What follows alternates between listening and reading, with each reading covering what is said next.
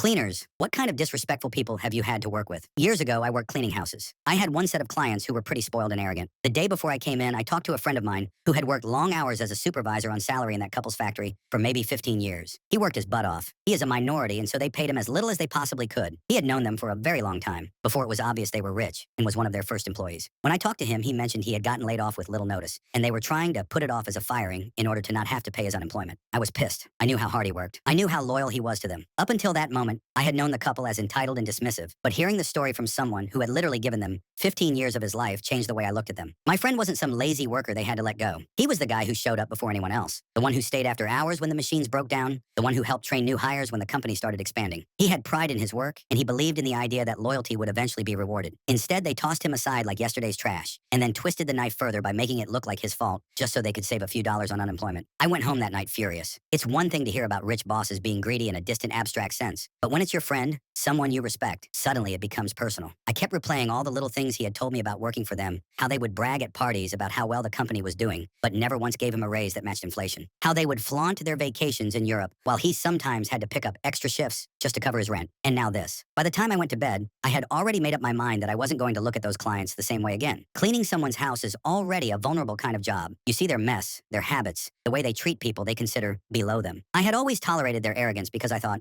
well, at least they pay on time. But now, every corner of their giant, spotless house would just remind me of how many backs they'd stepped on to get there. The next morning, I packed up my supplies and headed to their place. It was one of those sprawling suburban mansions that looks like it belongs in a glossy magazine spread. Perfect lawn, 2 luxury cars in the driveway, windows so big they reflected the whole street back at you. To the neighbors, they probably looked like the picture of success. To me, knowing what I knew, it looked like a castle built on other people's sweat and underpayment. When I got there, the couple themselves weren't home. Honestly, I was relieved at first. Dealing with their smug comments and constant little orders was always exhausting. Instead, their au pair greeted me at the door. She was a young woman from overseas, maybe in her early 20s, with tired eyes that made her look older than she was. I'd seen her around before, always busy with the kids, running errands, juggling groceries. But that day, she wasn't her usual quiet, efficient self. She was crying. I set my cleaning bag down and asked her what was wrong. She looked embarrassed, like she wasn't supposed to admit she had feelings in that household. Finally, she said, "They don't care about me at all. I do everything I possibly can for them. I love these kids, but they treat me like I'm invisible." Her voice cracked when she told me she had asked for just one day to visit her mother on her birthday, and they refused. Flat out told her no, as if she were some servant from the Middle Ages instead of a young woman working in their home. It hit me then that my friend wasn't the only one. This couple had a pattern. They squeezed people dry, whether it was a factory supervisor or a live-in caretaker. It didn't matter how loyal you were, how hard you worked, or how much of your life you gave them. To them, people weren't human beings. They were just tools. Replaceable, disposable tools. Standing there in that immaculate foyer, hearing her sob while the kids ran noisily upstairs, I felt a surge of solidarity. I told her quietly, "You don't have to take this. You're worth more than